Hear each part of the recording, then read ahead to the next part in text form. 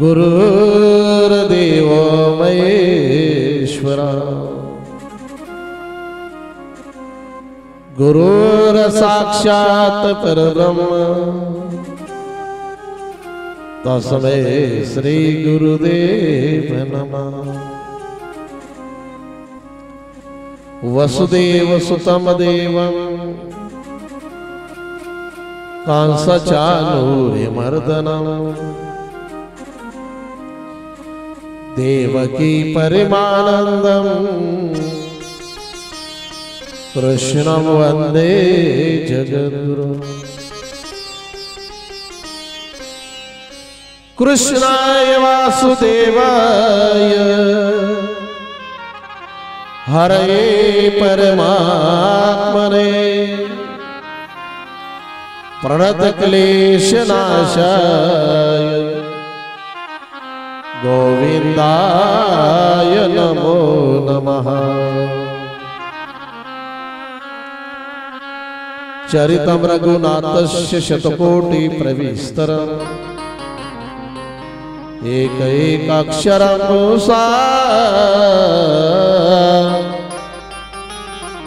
महापातकनाशनम्। सर्वमंगलमांगल्ये शिवे सर्वार्थसाधिके शरण्ये त्र्यंबके गौरी नारायणी नमस्तुते। नारायणी नमस्तुते।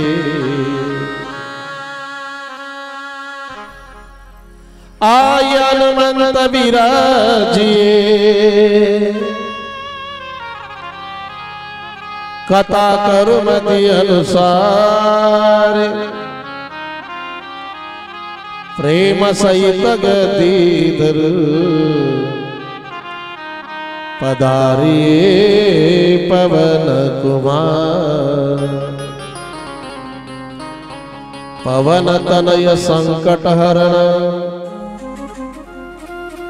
मंगल मूर्ति रूप राम लखन सीता सहित हृदय बसहु सुरभूप। मनोजय मारुत तुल्य वेगं जितेन्द्रिय बुद्धिमतां वरिष्ठं वातात्मजयं वानरयुतमुख्यं श्रीरामदूतं शरणं प्रपद्ये। श्रीरामदूतं शरणं प्रपद्ये। श्रीरामदूतं शरणं प्रपद्ये।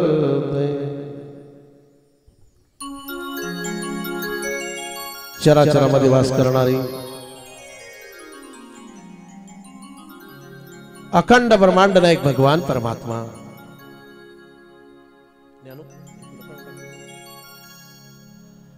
आणि अशा त्या भगवान परमात्म्याच्या कृपेने आणि ज्यांनी जीवनाची पराकाष्ठा केली साध्यापर्यंत जाऊन पोहोचले आणि साध्यापर्यंत जाऊन पोहोचल्यानंतरही ज्यांनी जगासाठी वाटचाल चालू ठेवली अशी साधू संत यांच्या कृपा आशीर्वादाने आणि आपल्या सर्व भाविक भक्तांच्या प्रयत्नाने सहकार्याने आणि आपल्या स्वतःच्या भाग्याने सुरुवात केलेला हा अखंड हरिनाम सप्ताह आणि कालच्या प्रसंगामध्ये आपण आणि भगवान श्रीकृष्णांचा अवतार पाहिला। आज आपल्याला पहिल्या सत्रामध्ये गोवर्धन पर्वताचं पूजन आणि दुसऱ्या सत्रामध्ये श्रीकृष्ण आणि रुक्मिणी माता यांचा विवाह सोहळा प्रसंग पाहायचा आहे। दुसऱ्या सत्रामध्ये पूर्ण श्रोते येऊन जातील कारण वास्तुशांतीचा कार्यक्रम चालू आहे। काही मंडळी तिकडे बी असतील ना, आणि सर्व आनंदाचं वातावरण आहे त्या ठिकाणी गोकुळामध्ये. गोकुळ शब्दाचा अर्थ आहे गोनाम इंद्रिय, कुळ म्हणजे समुदाय. आणि त्या गोकुळामध्ये भगवान परमात्मा अवतीर्ण झाले. जोपर्यंत माया होती तोपर्यंत सर्व झोपी गेलेले होते, म्हणून कळलं नाही. वसुदेवाने कृष्णाला केव्हा नेलं आणि मायेला केव्हा नेलं हे कळलं नाही. त्याचं कारण ते आहे, भगवान श्रीकृष्णांना जवळ घेतलं तर बंधन सुटले, दरवाजे उघडले गेले बंदीखान्याचे. कंसाचे सेवक झोपी गेले, परंतु मायेचा अंगीकार केला वसुदेवांनी तर परत बंधन निर्माण झाले. आणि त्या गोकुळामध्ये सर्व आनंदामध्ये नाचतात. पूर्ण भरलेला मंडप होता काल. सर्वांनी पावल्या केल्या, तुम्ही सर्वांनी आनंद घेतल्या, टिपऱ्या सुद्धा खेळले. सर्वांनी वेगळा वेगळा आनंद घेतला. आणि कोणी रंग उधळताय, कोणी पुष्पवृष्टी करताय, कोणी आरती करताय त्याची, कोणी वाद्य वाजवताय, कोणी गायन करताय, वेगळा वेगळा आनंद. गोपिका एकमेकीला सांगतात की चला त्याला पाहिला. चला चला ते जाऊ बाई ग, चला चला ते जाऊ बाई ग, चला चला ते जाऊ बाई ग, चला चला ते जाऊ बाई ग, चला चला ते जाऊ बाई ग, चला चला ते जाऊ. हा यशोदेच्या बाळा पाहू, गोपाल तसं होतं तसं करा. हा यशोदेच्या बाळा पाहू, हा बाई ग, चला चला तिथे जाऊ बाई ग, चला चला तिथे जाऊ बाई बाई बाई बाई बाई, चला चला तिथे जाऊ बाई ग, चला चला ते जाऊ बाई ग, चला चला ते जाऊ बाई ग, चला चला ते जाऊ. आणि एकमेकीला गोपिका सांगतात की चला त्याला पाहायला चला. कोणाला? यशोदेच्या बाळाला. गौडन मनाती गौडनीला पुत्र झाला यशोदेला. एकमेकीला गोपिका सांगतात की यशोदेला पुत्र झाला, चला त्याला पाहायला जायचंय. आणि म्हणून लांब लांबचे त्या ठिकाणी यायला लागले. आपण सर्व गोपीचा, स्त्री पुरुष असा भेद नाही, आपण सर्व गोपी, स्त्री असेल पुरुष असेल, आपण सर्व गोपी आहे. गोपी शब्दाचा अर्थ आहे गोण आम इंद्रिय आणि पिणे, सर्व इंद्रियांनी तो ब्रह्मरस पिणे याला म्हणतात गोपी. गोपी हा भाव आहे बरं का. आणि लांब लांबच्या गोपी सुद्धा या ठिकाणी जेगाव टाकडीहून आमचे पांडव सुद्धा आले. किती दिवसानंतर भेटी झाल्या तरी मी ओळखतो, नाव नाही भुलत. बऱ्याच दिवसाची भेट नाही आपली. 3 वर्ष कथा केली तुमच्याकडे, नंतरही तुम्ही कथा करायला तयार होतेच आपली, तो काही विषय नाही. पण म्हटलं बा 3 वर्ष नंतर माझं लक्ष नाही लागत है की नाही. खूप प्रेम आहे तुमचंही. आणि 2-3 वर्ष झाले की असं वाटतं की चला गाव बदल पाहिजे. कारण ते म्हणतात ना, अतिपरिचयात अविज्ञा होत असते है की नाही. हो, पाहुण्यानंही सदा कदा जसं येऊ नये तसं पद्धत याच्यातही आहे.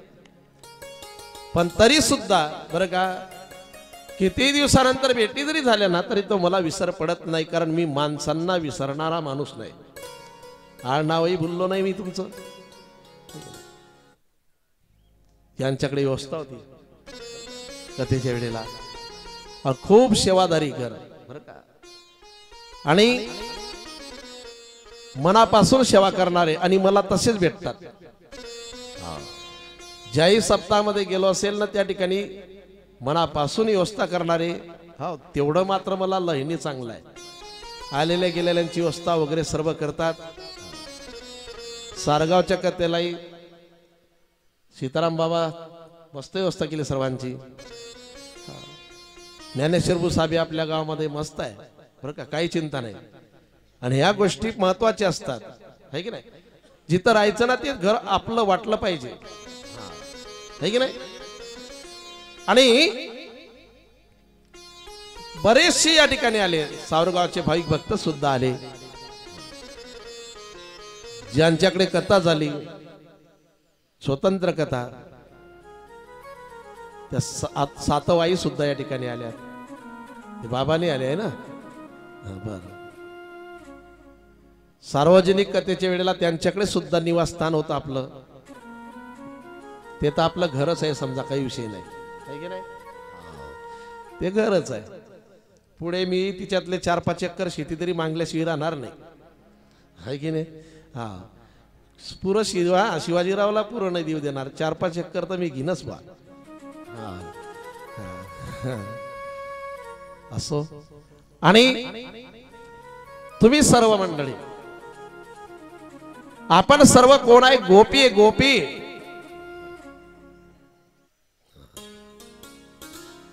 आणि सर्व गोपी त्या ठिकाणी आल्या.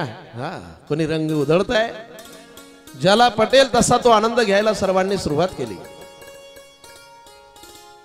आणि तेवढ्यामध्ये भोलेनाथ सुद्धा येतात भगवान श्रीकृष्णांना पाहण्यासाठी. आणि भोलेनाथ येतात पण साधूच्या रूपामध्ये येतात, साधू रूपामध्ये. कारण त्यांना माहिती आहे की आपण जर मूळ स्वरूपामध्ये गेलं ना तर लोक आपल्या दर्शनाची बारी लावतील, काय फायदा नाही.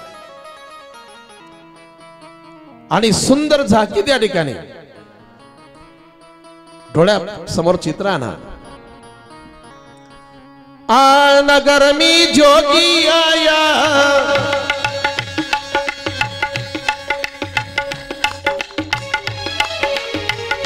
नगर में जोगी आया, नगर में जोगी आया, जोगी का वेश बनाया, जोगी का भेष बनाया, जिसे कोई समझ न पाया, जिसे कोई समझ न पाया, कि आगे अलग जगाया, आगे अलग जगाया. सबसे बड़ा है तेरा नाम, तेरा नाम भोलेनाथ, भोलेनाथ, भोलेनाथ, भोलेनाथ, भोलेनाथ, भोलेनाथ, भोलेनाथ, भोलेनाथ, भोलेनाथ, भोलेनाथ, भोलेनाथ.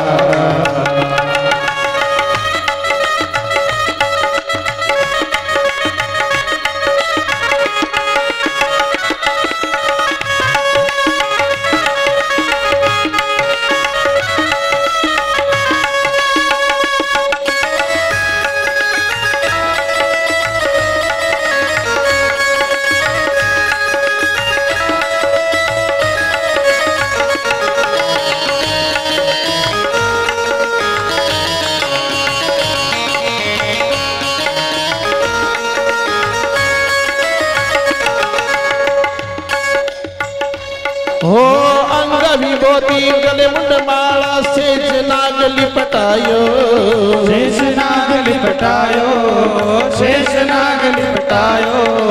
हाथों तिलक बाल चंद्र और नंदगरा लग जगायो, नंदगरा लग जगायो, नंदगरा लग जगायो.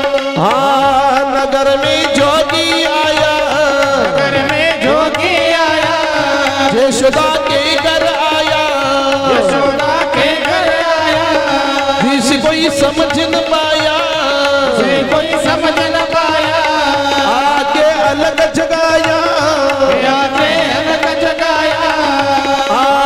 सबसे बड़ा है तेरा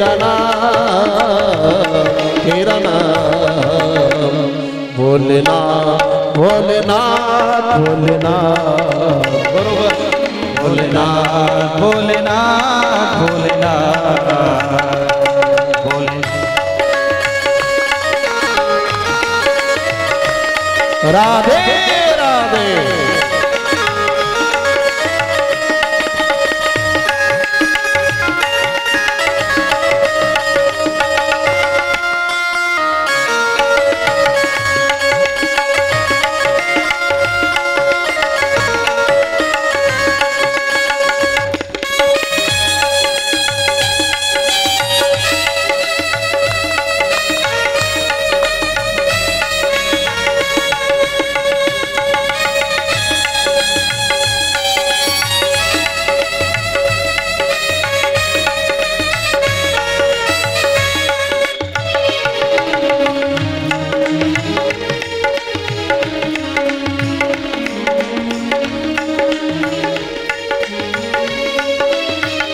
और भोलेनाथ आते हैं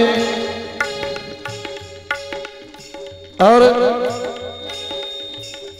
अलिक निरंजन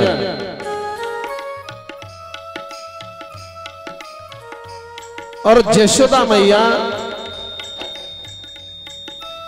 सोने के थाली में सोना चांदी हीरे मानिक मोती सब भर कर लाती है। यशोदा मैया को लगता है कि कोई मांगने वाला बाबा है, भिक्षा तो देनी चाहिए।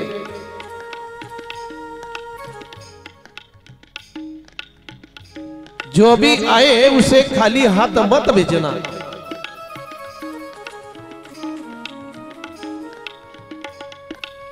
और यशोदा मैया ने सोने के थाली में सोना चांदी हीरे मानिक मोती सब कुछ लाती है यशोदा मैया और भोलेनाथ को कहती है के बाबा ये ले ले भिक्षा। हो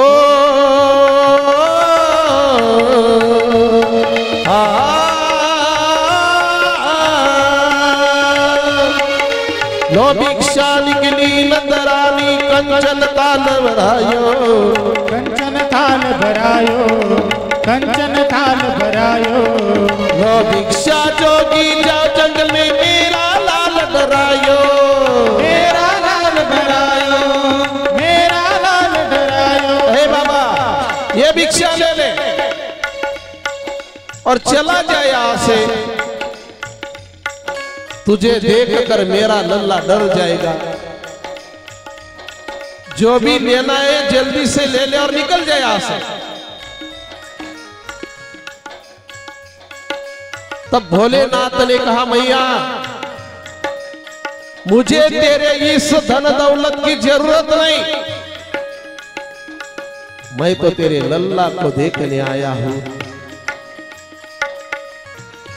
बस उसका दर्शन करा दे की हो गई बात। मुझे सोना चांदी हीरे मानिक मोती इसकी जरूरत नहीं भैया। आना चाहिए तेरी दौलत दुनिया और न कंचन माया और न कंचन माया और न कंचन माया। मुझे तेरे लल्ला का दर्शन करा दे मैं कैलाश से आया मैं कैलाश से आया मैं कैलाश से आया। और यशोदा मैया समझ गई सब बात कि ये बाबा कोई साधारण सा बाबा नहीं, ये साक्षात भोलेनाथ है। कैलाश से कौन आता है? कैलाशवासी तो वही है भगवान भोलेनाथ। हम गुजरने के बाद लिखते हैं, तस्वीर पे लिखते हैं, पत्रिका में लिखते हैं कैलाशवासी वैकुंठवासी स्वर्गवासी, लेकिन कैलाशवासी तो वही है मेरे भोलेनाथ। और यशोदा मैया ने पहचान लिया कि साक्षात भोलेनाथ है। हो ना चाहिए तेरी दौलत दुनिया और न कंचन माया और न कंचन पाया, और न कंचन पाया। मुझे तेरे लल्ला का दर्श करा दी, मैं कैलाश से आया, मैं कैलाश से आया, मैं कैलाश से आया। हाँ नगर में जोगी आया, नगर में जोगी आया, यशोदा के घर आया, यशोदा के घर आया। जिस कोई समझ न पाया, जिसे कोई समझ न पाया, आगे अलग जगाया, आके अलग जगाया। हाँ सबसे बड़ा ये तेरा नाम, तेरा नाम भोलेनाथ, भोलेनाथ, भोलेनाथ, भोलेनाथ, भोलेनाथ, भोलेनाथ, भोलेनाथ, भोलेनाथ, भोलेनाथ, भोलेनाथ, भोलेनाथ, भोलेनाथ।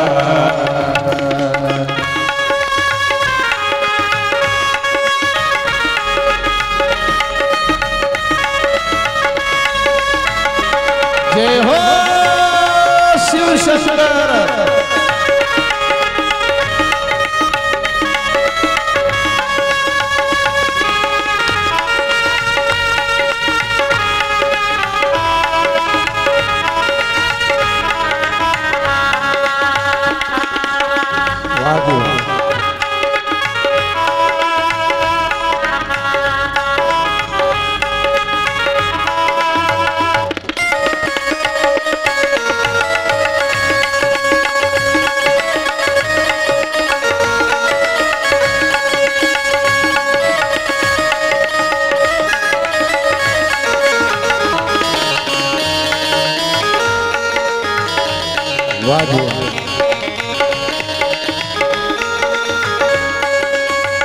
और यशोदा मैया ने कहा मैंने आपको पहचान लिया, आप भोलेनाथ जी हैं। भोलेनाथ ने कहा मैया तेरे लल्ला का दर्शन करा दे। तब यशोदा मैया ने अपने लाला को भोलेनाथ के गोदी में दिया। तब कन्हैया भोलेनाथ के जटाओं को खींचते हैं।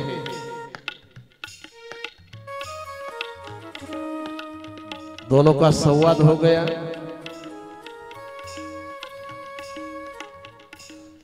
सज्जन को सज्जन मिले तो हो गई दो दो बात। हाँ? सज्जन को सज्जन मिले तो हो गई दो दो बात, और गधे को गधा मिला तो हाँ आगे का आप सुनिए। हाँ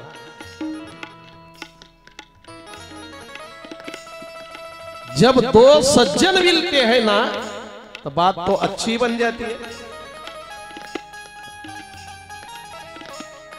और दो मूर्ख अगर एक जगह पर आ जाए तो बनने वाली बात भी बिगड़ जाती है।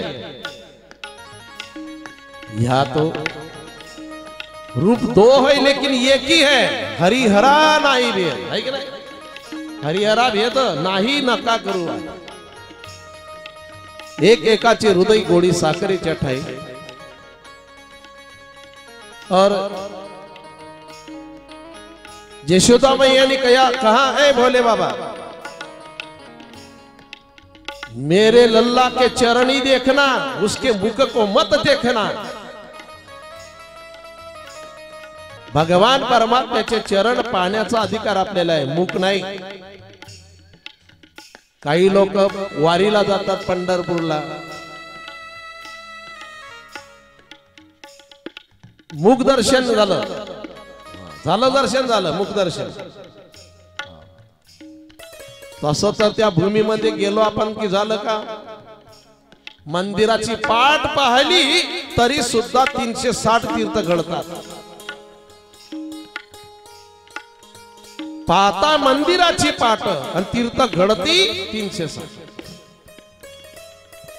काही दर्शनही त्या ठिकाणी बेमानीने घुसतात, जबरदस्ती बारीमध्ये।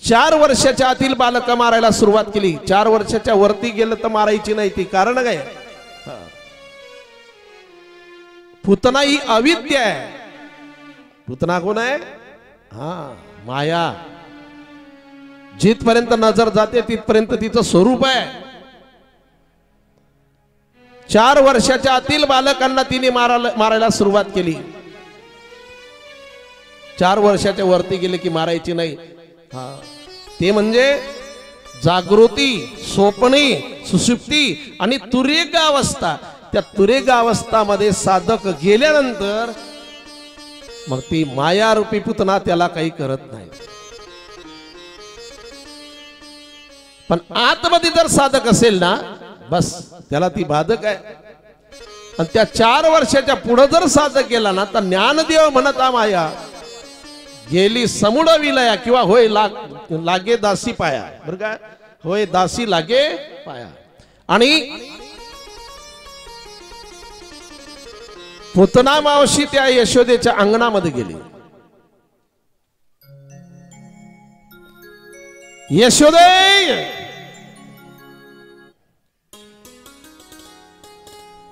जागा नसेल तर आता समोर येऊन जा. अशी समोर जागा आहे. आणि यशोदा मातेने पाहिलं. म्हणे कोण तुम्ही? अगं मी तुझी बहीण. माझी बहीण मला कसं माहिती नाही? माझा विवाह झाला तेव्हा तू लहान होतीस, असं चिंतन नाही आहे. पण कथेमध्ये चिंतन असं आहे की पुतना ही ज्या वेळेला त्या महालामध्ये येणाऱ्या जाणाऱ्यांची गर्दी होती त्याला पाहण्यासाठी, तेव्हा गर्दीमध्ये शिरली पुतना. आणि पाळण्यामध्ये असणारा तो भगवान परमात्मा उचलून घेतला. आणि एका कोपऱ्यामध्ये आपलं दूध पाजायला सुरुवात केली. त्याने दूधही पिलं, विषय पिलं आणि रक्त प्यायला सुरुवात केली. तेव्हा ते म्हणते मला मुच मुच, म्हणजे मला सोड, मला सोड, मला सोड. भगवान परमात्मा म्हणतात एकतर मी कुणाला पकडत नाही आणि पकडलं तर सोडत नाही. देवाने ज्यांना ज्यांना पकडलं ना त्यांना सोडायला तयार नाही देव. पण काहींना अजून पकडलंच नाही. समजा आयुष्य जातं काहींचं, हे की नाही? जबरदस्त भूत आहे ते. एकदा झळपलं की झळपलं. भूत जबर मोठे ग बाई, आहे की नाही? पंढरीचं भूत मोठं आहे, कोणालाही झळपत नाही ते.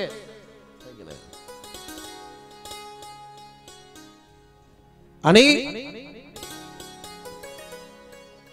पुतना मावशी त्या ठिकाणी कासावी झाली की आता प्राण जाणार आपला. आणि त्या ठिकाणी गत प्राण झाली. पहाडासारखी पडली गोकुळाच्या बाहेर. अनेक वृक्ष चिरडले गेले तिच्या आणि देहाखाली. सर्व धावतात कृष्णांना वाचवण्यासाठी. यशोदा माता तर बेशुद्धच पडल्या. भगवान श्रीकृष्ण तिच्या वक्षस्थलावरती मस्त खेळतात. गोकुळातील सर्व त्या गोप गोपी सर्व गेले आणि यशोदेला शुद्धीवर पण आणले. अनेक शेळ्या एकत्रित केल्या आणि अशा एकमेकीला बांधल्या, उंच केल्या. शेळ्या म्हणजे चढायच्या ज्या शेळीच म्हणतात ना इकडं. आणि त्या शेळीने काही चढले वरती, शेळ्या अपूर्ण पडल्या. मग पुतण्याचे जे केस होते ना ते वट वृक्षाच्या पारंब्यासारखे होते. ते काय साधारण होते, आहे की नाही? कधी शॅम्पू लावायचं काम नाही, काहीच नाही, रटाळ जटा, आहे की नाही? आणि त्या जटा धरून वरती गेले, मस्तकावरती. आणि त्याला घेण्यासाठी त्याला बरं का भगवान श्रीकृष्णांना एक असं नाकावून घसरलं. जसं घसरलं की नाही तर आ केलं होतं तिने, पुतनेने. आता पुतनाचं मुख का कमी होतं का? नाही बरं का. शिवशंकर कॉलनी याच्यापेक्षाही मुख मोठं. आणि याला वाटलं की हुकला आपला, आता गेलो आपण आता मुखामध्ये. पण त्याच्या हाती तिच्या नाकातील नथ आली. नथही मोठीच आहे ना, लय मोठमोठ्या नाथ राहतात. एवढ्या मोठमोठ्या नता राहतात की चहा पिताना नथ हाती धरावी लागते मग चहा पिते मावशी. एवढ्या मोठमोठ्या नता आहे सोन्याच्या, बरं का. आणि त्या नथीला पकडलं आणि मग नंतर तो वेळेवर घोटाने वगैरे लागे कृष्णापर्यंत. बाकीचे सावध होऊन त्या ठिकाणी गेले, कृष्णाला खाली काढलं आणि गाईच्या शेणाने गोमूत्राने स्नान केलं. त्याची नजर सुद्धा काढली. त्याला दृष्टही होते. कोणाची झाली दृष्ट? माझ्या होती ना देवाला दृष्ट. आणि पुतना मोक्ष प्रसंग आहे, पुतना वध प्रसंग नाही, है की नाही. पुतना मोक्ष प्रसंग आहे. आणि पुढे महाबळदैत्याला त्या ठिकाणी पाठवलं, ब्राह्मणाचं रूप घेतलं, त्याची फजिती केली. विटंबिला भट्ट दिला पाठीवरी पाड. आणि त्यानंतर नंद बाबा आणि मथुरेला जातात कर देण्यासाठी. आणि कर देण्यासाठी त्या ठिकाणी गेल्यानंतर वसुदेवालाही भेटतात. आणि वसुदेवाला भेटतात आणि पुढे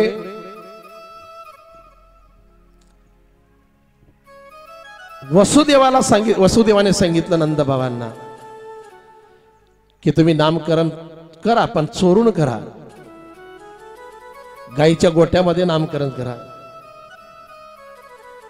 कारण गर्गमुनी आमचे कुलगुरू आहे. गर्गमुनींच्या हातून त्या ठिकाणी नामकरण सोहळा करावा लागेल.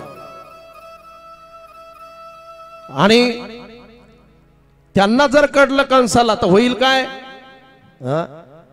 कृष्ण इथं आहे, तो मारायला दैत्य पाठवणार चोरून. आणि चोरून नामकरण सोहळा करायचं ठरवल्यानंतर सुंदर वर्णन आहे. व्रजात कोणी एक वेळेसी आले गर्गाचार्य ऋषी. त्यासी दाविता कृष्णासी चीन बोलता झाला. आणि गर्गमुनी आले. आणि गर्गमुनी आल्यानंतर यशोदा माता आणि रोहिणीचा बलराम, ज्यांच्या हातून आपल्याला नामकरण सोहळा करायचा आहे ते अधिकारी आहे की नाही पाहण्यासाठी आपले बाळ अदल बदल केले. यशोदेचा रंग आहे गोरा, कृष्ण सावळा. रोहिणी सावळ्या रंगाची पण बलराम गोरा, म्हणून बलराम गोरा घेतला यशोदेने मांडीवरती, सावळा दिला रोहिणीच्या मांडीवरती. रंगाला रंग परीक्षा पाहण्यासाठी. पण गर्गमुनी म्हणाले आपले आपले बाळ आपल्या जवळ घ्यायचे आहे बर का. बर का, ओळखलं की हे बाबा अधिकारी आहे, हे बाबा अधिकारी आहे. आणि त्यांच्या हातून नामकरण सोहळा त्या ठिकाणी पार पडला. शिदाटा दिला खीर करायला गर्गमुनींना. पण खीर झाल्यानंतर भगवान परमात्म्याला विनंती करायची गर्गाचार्य, आणि रांगत रांगत यायचे आणि खिरीमध्ये हात घालायचे. यशोदे अगं याने खिरीमध्ये हात घातले ग. खायला सुरुवात केली. बऱ्याच वेळा प्रसंग तसा घडल्यानंतर देव म्हणाले आई ते जर मला बोलवतात तर मी जाणारच ना. नंतर भगवान परमात्म्याने त्यांना आपलं स्वरूप दाखवून दिलं. आणि त्यावेळेला बरं का गर्गमुनीच्या डोळ्यामध्ये सुद्धा अश्रूच्या धारा आल्या की किती जन्म घेतले याला पाहण्यासाठी. पण हा यशोदेच्या अंगणामध्ये राहताना दिसला. नंतर थोडे मोठे झाले भगवान परमात्मा, रांगायला लागले. पायामध्ये पैजण आहे, पितांबर नेसलेले आहेत, बाजूबंद मनगटे आहेत, वैजयंती माळा आहेत.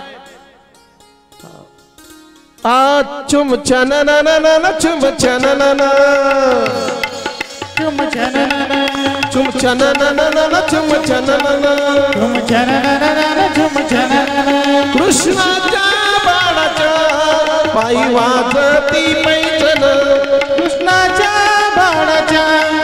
पायी वाजते पैंजण कृष्णाच्या बाळाच्या पायी वाजती पैजाना चुम चननननन चुम चननन चननननन चुम चनन चुम चननननन चुम चननन चनननन चुम चनन कृष्णाच्या बाळाच्या पायी वाजती पैजाना चुम चननननन चुम चननन चननननन चुम चनन चुम चनननन चुम चननन चनननन चुम चनन चुम चनननन चुम चननन चुम चननन चुम चननन चुम चनननन चुम चननन चुम चननन चुम चनन आणि भगवान परमात्मा चालायला लागले भिंतीच्या आश्रयाने चालायला लागले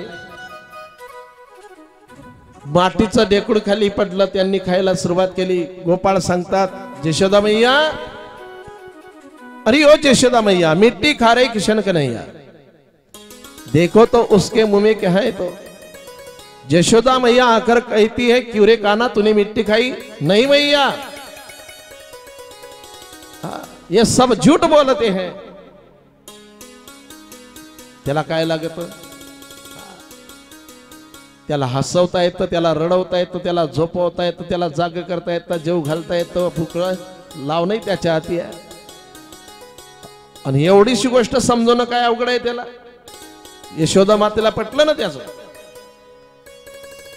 आई गाई नाही कादली म्या माती गाई नाही कादली म्या माती आई गाई नाही कादली म्या माती बलराम दादा ओ बलराम दादा बलराम दादा ओ बलराम दादा बलराम दादा तुझं भेटला बलराम दादा खोट बोलतो बलराम दादा खोट बोलतो बलराम दादा खोट बोलतो बलराम दादा तुझं भेटला बलराम दादा खोट बोलतो बलराम दादा खोट बोलतो बलराम दादा खोट बोलतो तुम्हारी गीता अमावरी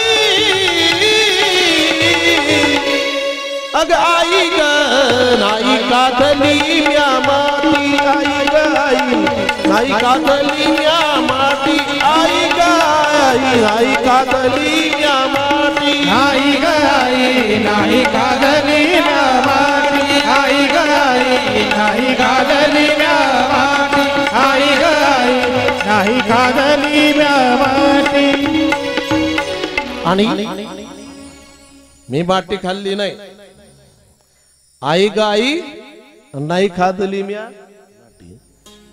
आणि त्याच्यानंतर भगवान परमात्मा मोठे झाले आणि गोकुळामध्ये खोड्या करायला सुरुवात केली अनेक प्रकारच्या खोड्या केल्या तो हाती लागत नाही गोकुळातील लोक म्हणतात त्याला शोधा कुठं तरी असेल त्याला पकडा त्याच्या आईकडे न्या आजादी को वहां मच गया शोर जहादी को वहां मच गया शोर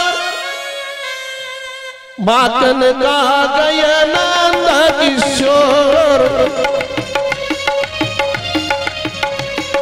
जहादी को वहां मच गया शोर जहाद को मच गया शोर आजादी को वहां मच गया शोर जहाद को मच गया शोर माथन का गया नंद किशोर माखन का गयो नंद किशोर माखन का गयो नंद किशोर ढूंढो ढूंढो री बागो चारो ढूंढो ढूंढो रे बाबा चारो ढूंढो ढूंढो री बागो चारो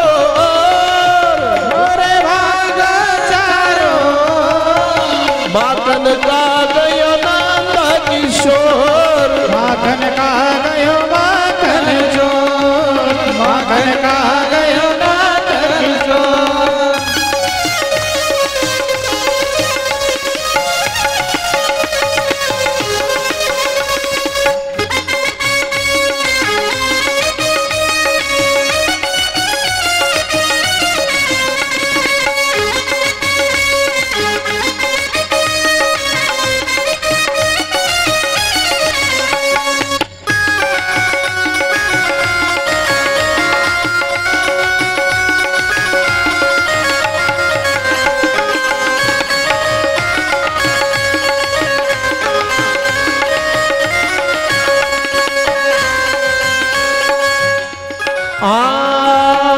चुप के ओ घर में आए, चुप चुप के वो घर में आए, बाल बाल सब संग मिलावे, बाले बाल सब संग मिलाए, मटकी फोड़ के माखन खावे, मटकी फोड़ के माखन खाए, आप खावे ग्वालों को खिलाए, आप खाए वालों को खिलाए, नटखट परी ना चलता जोर, नटखट पर ना चलता जो, ओ नटखट परी ना चलता जोर, माखन खा गयो माखन चोर, खा गयो माखन चोर, माखन खा गयो माखन चोर।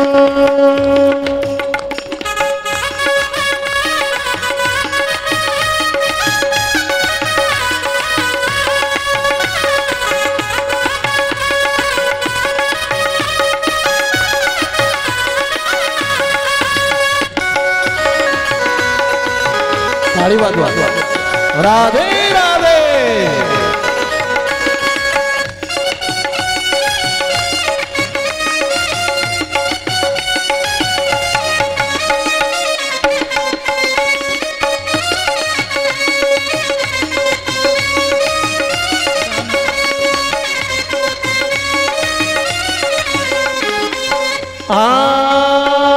कोई ढूंढे रे जमुना किनारे, कोई ढूंढे जमुना किनारे, गयन झुंड में छुपाई प्यारे, गयन झुंड में छुपाए प्यारे, कोई ढूंढे रे गलिया गलिया, कोई ढूंढे रे गलिया गलिया, आका छुपाए नटी कटी चलिया, कहाँ छुपाए नट कर चलिया, ढूंढ ही लेंगे नंद किशोर, नहीं लेंगे नंद किशोर, ढूंढ ही लेंगे नंद किशोर, नहीं लेंगे नंद किशोर, माखन खा गयो नंद किशोर, माखन खा गयो माखन चोर, माखन खा गयो माखन चोर, जहाँ देखो वहाँ मच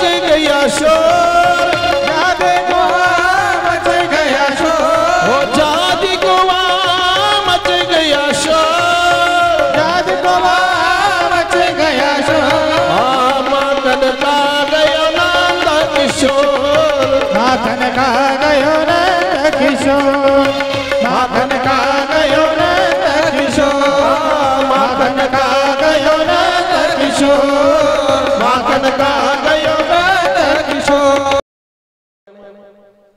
काल्याच्या कीर्तनामध्ये सुद्धा आपल्याला खोड्या पाहिजे, त्याच्या खोड्या कितीतरी जन्म आपण सांगत बसलो तर होणार नाही पूर्ण. आणि एक गावडण म्हणाली, यशोदे आगामी घरामध्ये सत्यनारायणाची पूजा करायला सुरुवात केली.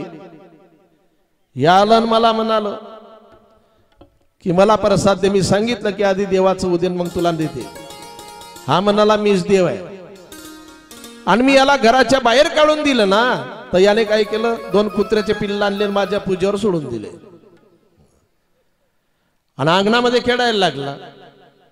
मी त्याला विनंती केली की माझ्या अंगणात अंगणात खेळू नको रे नंदला, खेळू नको रे, खेळू नको रे, खेळू नको रे नंदलाला. माझ्या अंगणात अंगणात खेळू नको रे नंदला.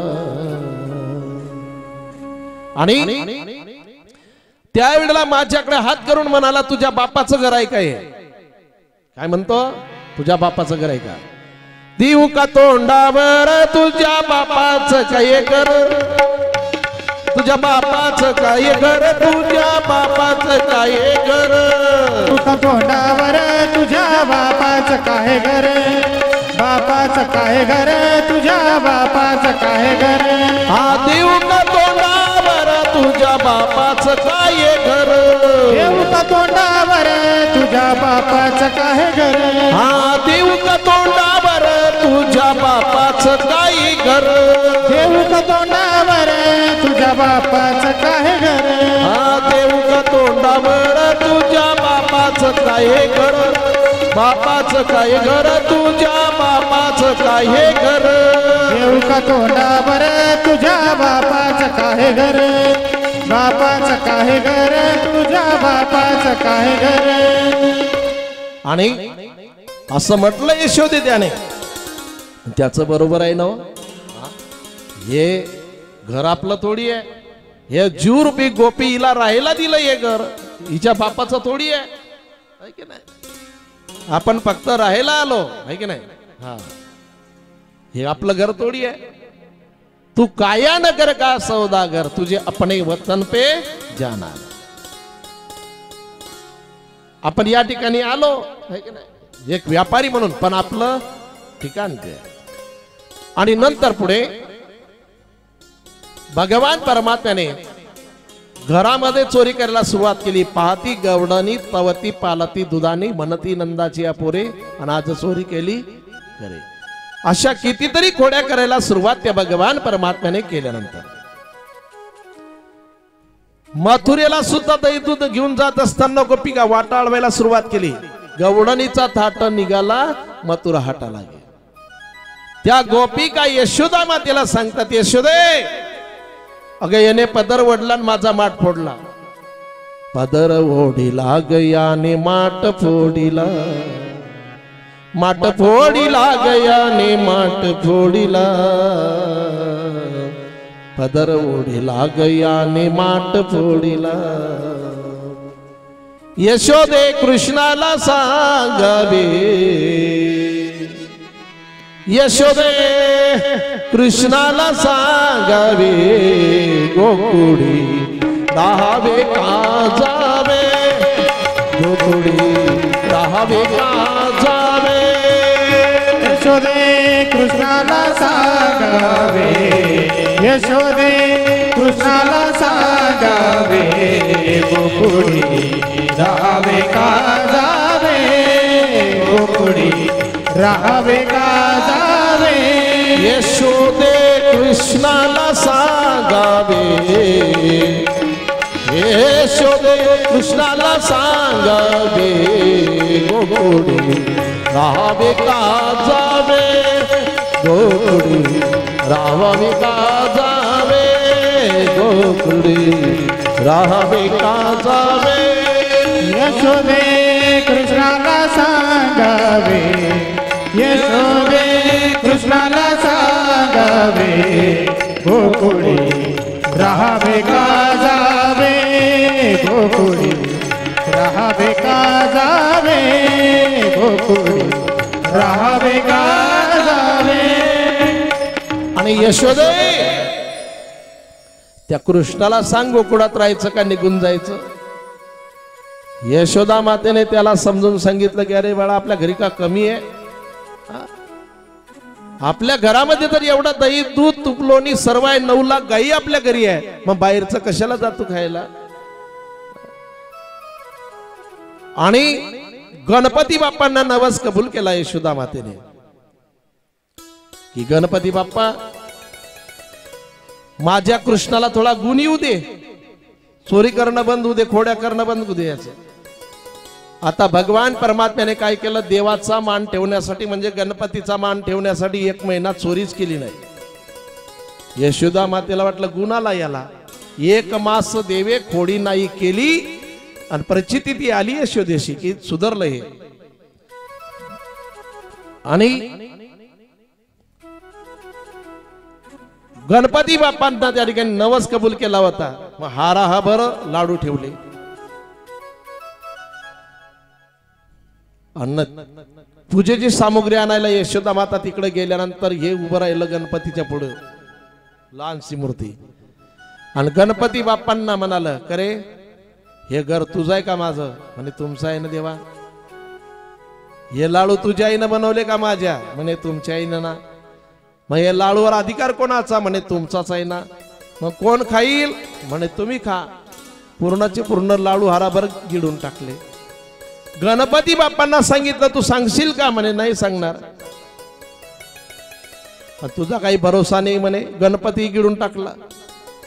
यशोदा माता आल्यानंतर पाहिलं तर लाडूही नाही गणपती बाप्पा नाही. रडायला लागलं हे जुल्म त्या ठिकाणी बरं का. यशोदा माता आल्यानंतर याने रडायला सुरुवात केली. नाटक. यशोदा माता म्हणाली झालं काय? म्हणे एक मोठ्या पोटाचं उंदरावर बसून आलं आणि त्याने लाडू खाल्ले आणि तो निघून गेला. यशोदा मातेला वाटलं की गणपती बाप्पा आले, लाडू घेऊन खाल्ले, निघून गेले. आता तिला काय माहिती की आणि त्याला बी गिळून टाकलं बरं का. आणि अशा बऱ्याचशा खोड्या भगवान परमात्म्याने केल्या.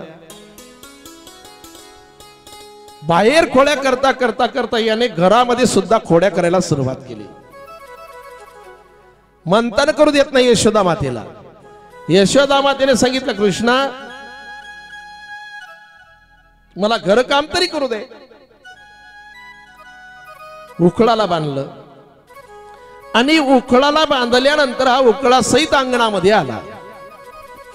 आणि अंगणामध्ये आल्यानंतर दोन वृक्ष होत त्या ठिकाणी बरं का. अर्जुन वृक्ष. मला अर्जुन जे शापित होते ना अर्धांनी दिलेला त्या वृक्षामध्ये ते उकड अटकलं, खाली पडलं आणि त्यांच्यामध्ये दोन दिव्य पुरुष निर्माण झाले आणि निघून गेले. शापित होते, शापित की देवाचा स्पर्श होईल तेव्हा तुम्ही वृक्ष योनीतून मुक्त होणार. गोपाल कृष्ण भगवान की जय. कुबेराचे पुत्र मतोन्मत्त झाले मनोनी शापिले नारदाने. वाल तुम्ही वृक्ष ऐकोनी सावध झाला अपराध देवराया. आणि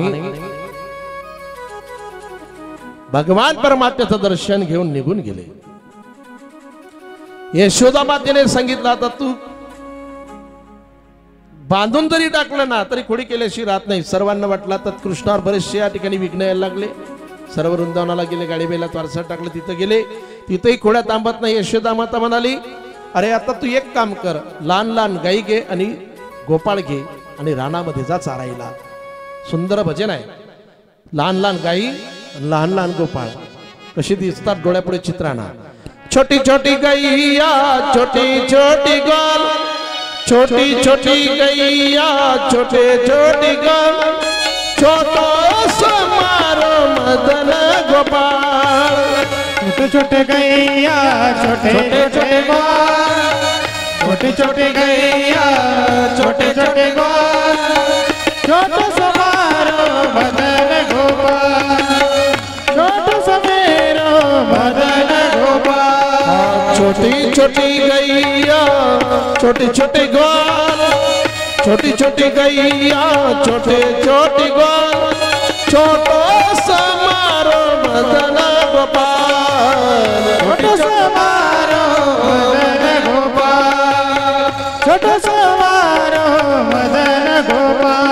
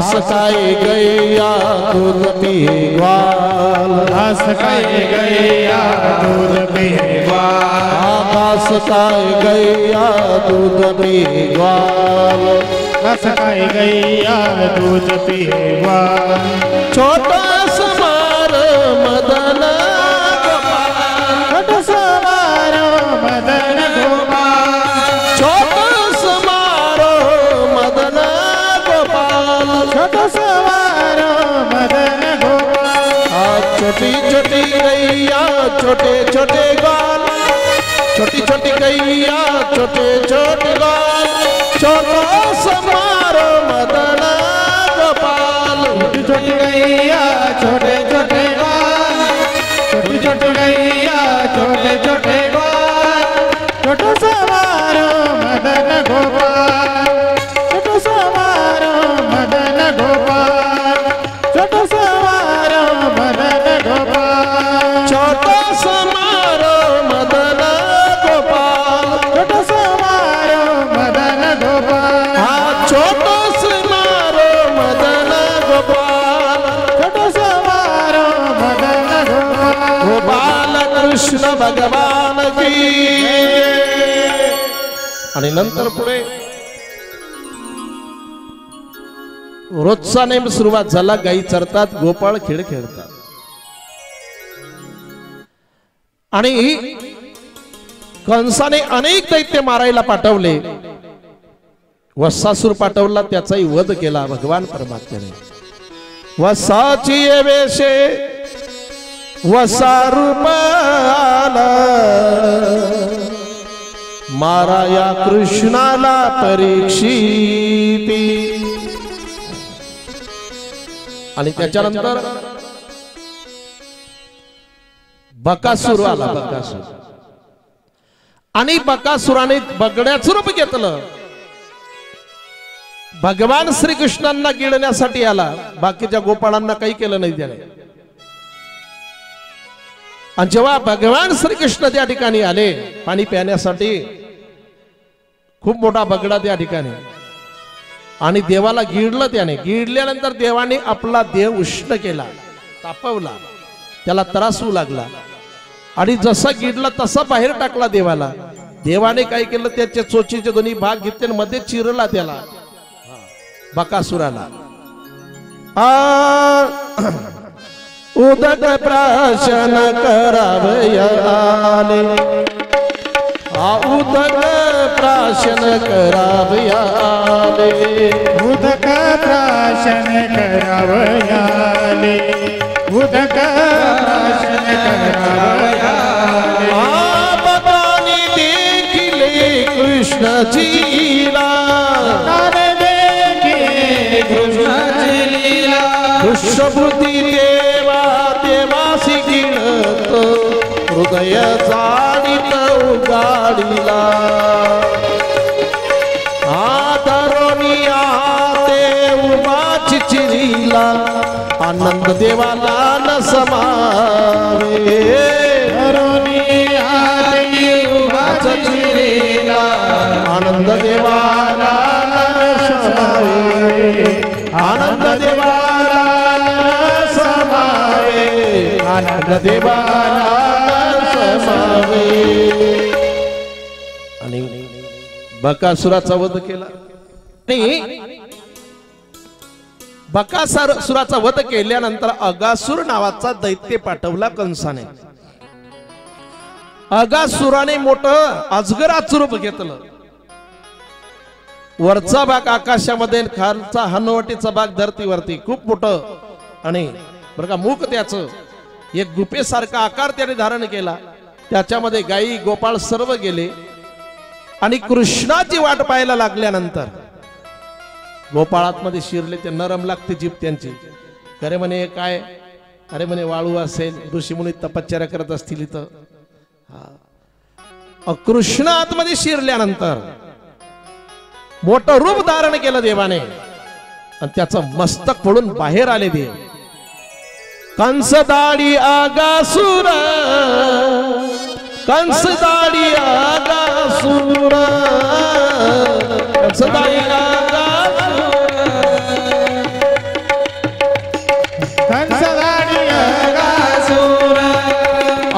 कंस दाढी आगासूर कंस दाढी आगासूर कंसदाढी आगासूर कंसदाढी आगासूर मारी नंदाचा कुमार मारी नंदाचा कुमार मारी नंदाचा कुमार मारी नंदाचा कुमार आता प्रगटला कृष्ण आता प्रगटला कृष्ण रूपधारित वामना आता प्रगटला कृष्ण रूपधारित वामना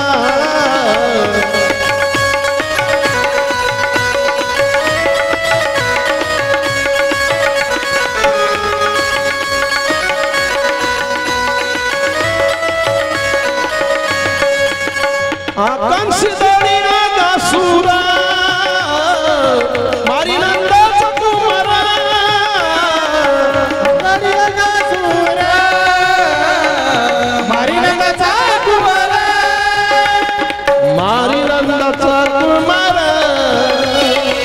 मारी नंदाचा कुमार कंस दाढी आगासूर कंस दाढी आगासूर मारी नंदाचा कुमार कंसदाढी आगासूर मारी नंदाचा कुमार कंसदाढी आगासूर मारी नंदाचा कुमार गोपाल कृष्ण भगवान की जय नारायण शिव नारायण नारायण नारायण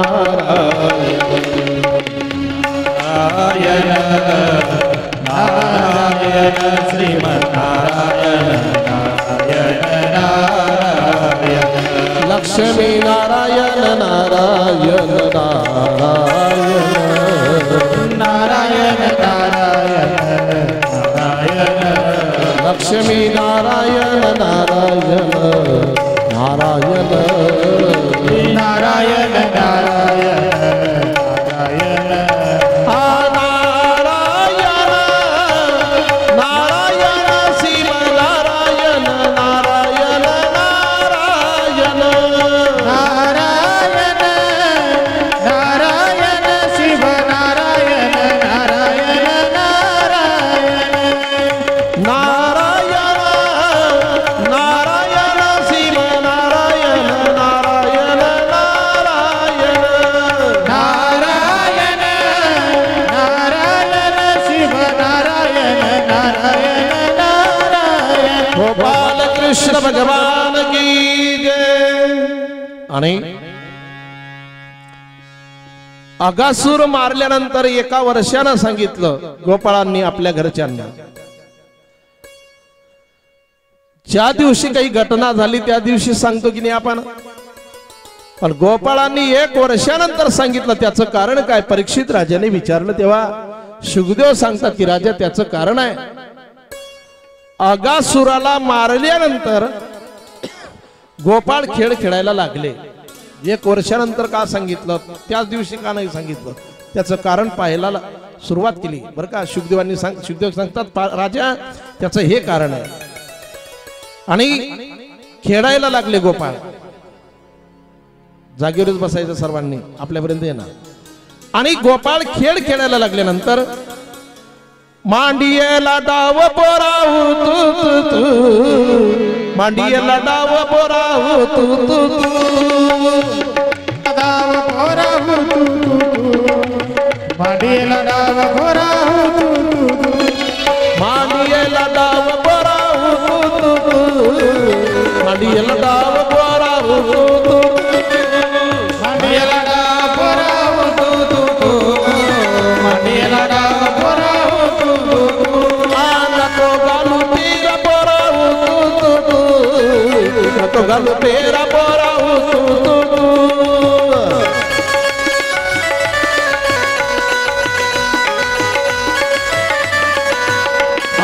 मांडियेला डाव पोराहू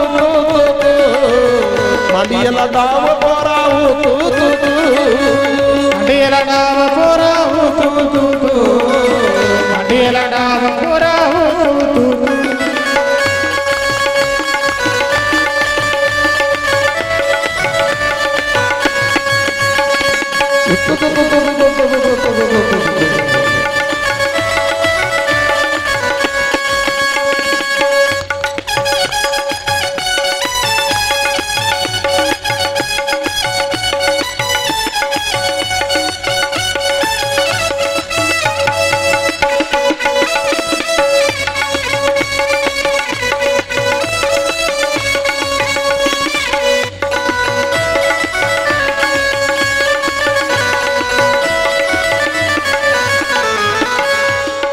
आणि गोपाळ खेळ खेळायला लागले वेगळ्या वेगळ्या प्रकारचे हमामा पोरा हमामा हमामा खेळ खेळले लगोरी खेळ खेळले पटपट सावली खेळ खेळले लपंडाई खेळ खेळले खो खो खेळले सर्व प्रकारचे खेळ खेळले भगवान परमात्मा आणि गोपाळ गाई चरतात गोपाळ खेळ खेळतात आणि खेळ खेळ खेळून दमल्यानंतर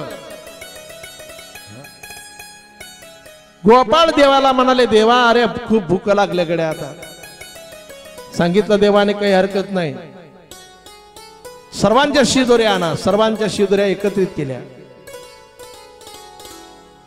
आणि भगवान परमात्म्याने सर्वांना शिदोऱ्या आणायचं सांगितल्यानंतर मधुमंगल नावाचा जो भक्त आहे तो गरीब आहे आईकडे गेला आणि आईला सांगितलं आई कृष्णाने शिदोरी सांगितली काला करायचं आहे म्हणे आपल्या घरात काहीच नाही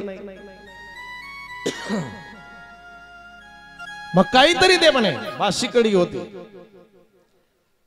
सांगितलं कडी म्हणे आण ते का देना कशात देशील मग आ केलं टाक म्हणे माझ्या मुखामध्ये आईला सांगितलं मग गलाने मुखामध्ये कडी घेतली आणि भगवान श्रीकृष्ण काला करत असताना तिकडे धावत निघाला बोलता येत नाही लांबून आवाज देत होतो की म्हणजे मला येऊ द्या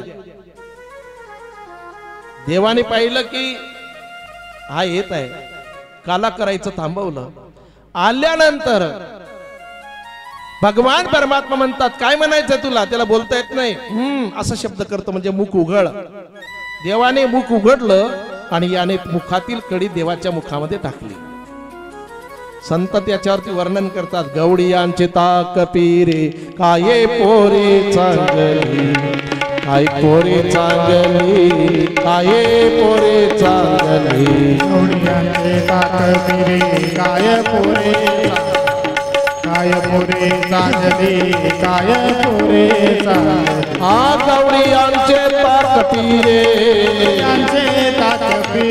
गवडियांचे ताक पिरे गवडियांचे ताक पिरे गवडियांचे ताक पिरे काय पोरे चांगली काय पोरे चांगली काय पोरे चांगली गवडियांचे ताक पिरे काय पोरे चांगली काय पोरे चांगली काय पोरे चांगली आणि भगवान परमात्मा मध्ये बघे उभे राहिले सर्वांना काला दिला काला करती संत जन असवे त्यांच्या नारायण देव भक्त दोन्ही करिता ती काला आणि सर्वांना काला देवाने दिल्यानंतर गोपाळांना सांगितलंय यमुनेमध्ये जासाल नाही तर हात धुवायला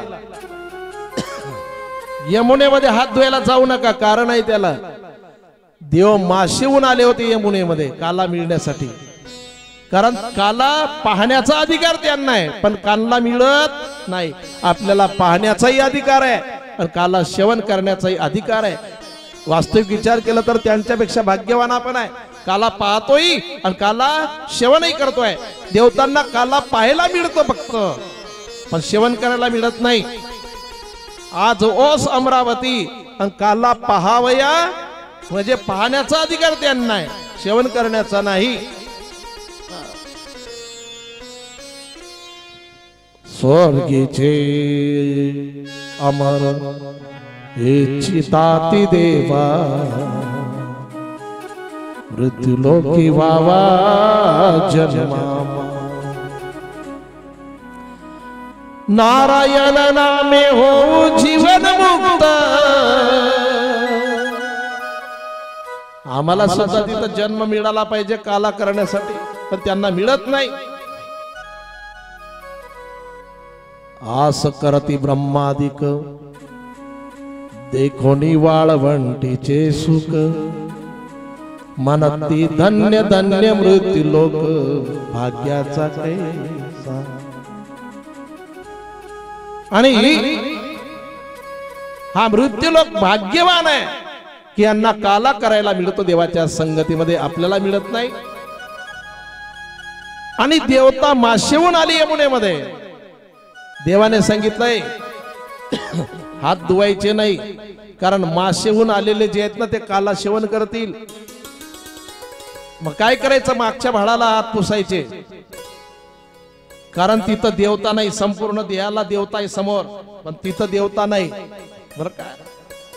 आणि ब्रह्मदेवाला या गोपाळांनी वाकोल्या दावल्या की तुमच्यापेक्षा आम्ही भाग्यवान आहे, आम्ही बरं का काला सेवन करतोय। गवडियांचे पोरे वाकुल्या दाविती, क्रोधावल्याची ती ब्रह्मदेव। काल्याच्या कीर्तनात अभंगाचं चरण आहे, वाकुलिया ब्रह्मदिका उत्तम लोका।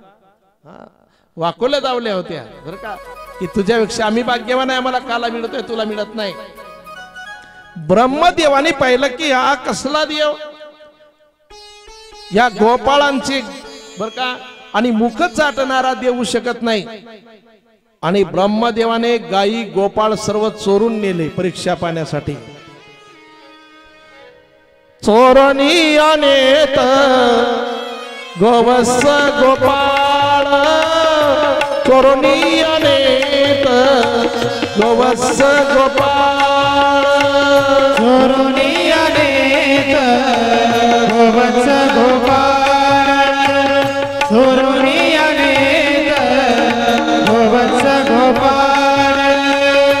पाऊयाचे बाळ किती आहे, पाऊयाचे बाळ किती आहे, चोरणी अनेक गोवत्स गोपाळ, चोरणी अनेक गोवत्स गोपाळ, गोवत्स गोपाळ, चोरणी अनेक गोवत्स गोपाळ। आणि गायी गोपाळ चोरून नेले, 1 वर्ष बेशुद्ध ठेवले, आणि नंतर ब्रह्मदेवाची देवाने फजिती केली। ब्रह्मदेवाचं रूप घेऊन त्याच्या सिंहासनावरती बसले, आणि सेवकांना सांगितलं द्वारपालांना पाजा, माझ्या रूपामध्ये नकली येईल कोणी।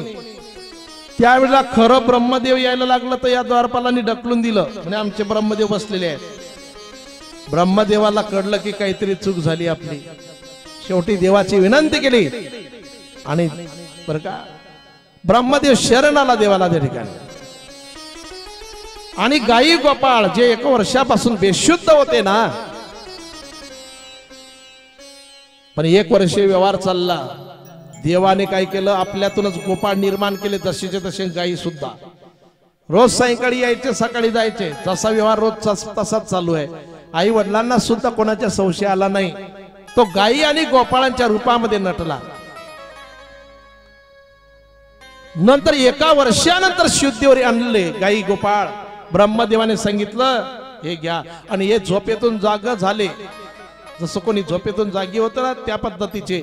1 वर्ष बेशुद्ध होते, जाग झाले, म्हणून त्यांना वाटायचं की आजच कृष्णाने मारलं आगासुराला, म्हणून आज सांगितलं।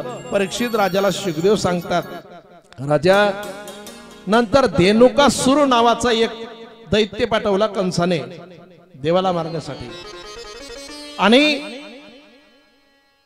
त्याने गाढवाचं रूप घेतलं। बलराम दादाने त्याचे मागचे पाय धरले, गरगर गरगर फिरवलं, आणि त्याचा वध केला। येत धावणी असुर करीत याचा संहार केला, जोई मारायला त्याचा संहार केला। परीक्षित राजाला शुकदेव सांगतात की राजा, यमुना ही निर्मळ आहे, यमुना ही पवित्र आहे आणि हे पवित्र जे यमुना आहे तिचं पाणी विषारी झालं, तो डोह विषारी झाला, वरतून पक्षी गेले ना तरी ते मरून खाली पडायचे। त्या डोहाच्या किनाऱ्यावरती एकही वृक्ष जगत नाही, त्या डोहाच्या किनारी फक्त एक वृक्ष आहे जिवंत, कळंब। परीक्षित राजाने विचारलं, बाकीचे वृक्ष त्या विषामुळे पक्षी मरायचे, वृक्षही जळायचे, मग असं विष कसलं होतं? सांगितलं त्या डोहामध्ये कालिया नावाचा नाग होता आणि त्या नागाचं ते विष, आणि एवढा विषारी तो की पक्षी आकाशातून गेले तरी जळून मरायचे, वृक्ष सुद्धा जळायचे। मग तुम्ही सांगितलं की एक कळंब त्या ठिकाणी होता किनाऱ्यावरती, तो का जळला नाही, तो का जिवंत आहे तो वृक्ष? म्हणजे त्याचं कारण आहे, ज्या वेळेला समुद्र मंथन झालं आणि समुद्र मंथन झालं जेव्हा ते अमृत कुंभ निघाला की नाही, त्या देवतांच्या त्या दानवांच्या जटापटीमध्ये बरं का, आणि गरुडाने तो अमृत कुंभ काही वेळ त्या ठिकाणी ठेवला होता कळंबावरती, काही बुंद त्या ठिकाणी पडले त्याच्यावरती, म्हणून तो कळंब अमर झाला, त्याचा विषाचा काही याच्यावर परिणाम झाला नाही। आता या कालियाला बाहेर काढल्याशिवाय यमुनेचा डोहा पवित्र होणार नाही बरं का। भगवान श्रीकृष्णांनी लीला करायचं ठरवलं, पेंद्याला सांगितलं, पेंद्या चेंडू आण तुझा। पेंद्याने सांगितलं, कृष्णा मला चेंडू आणायचं सांगतो, हरवला की मला शोधायला लावतो। हा म्हणे, नाही मी शोधेल, आणतो। आपल्या भाषेमध्ये पेंद्याने चेंडू आणल्यानंतर क्रिकेट खेळायला सुरुवात केली। आता त्याची लीला आहे ही, चेंडू खेळायचं एक निमित्त करायचं आहे त्याला। खरा प्रसंग कोणता आहे ते कालिया उद्धार, आणि चेंडू जसा उडाला की नाही यमुनेच्या डोहामध्ये, यमुनेच्या डोहामध्ये चेंडू गेल्यानंतर पेंद्या रडायला लागला, रडू नको तुझा चेंडू देतो म्हणे। कळंबावरती चढले देव, नंतर पेंद्या रडायला लागला, कृष्णा मला चेंडू नकोय रे, जाऊ नको, तिथं काली आहे, तो विषारी आहे, तो तुला दंश करेल, तुला गिरेल, चेंडू आपण दुसरा बनवणार, ये इकडं। पण देव ऐकायला तयार नाही, कारण देवाला ते चेंडूचं निमित्त आहे। देवाने सांगितलं, मी तुझा चेंडू आणल्याशिवाय येत नाही। अरे मला नको आहे तो चेंडू, मला तू पाहिजे।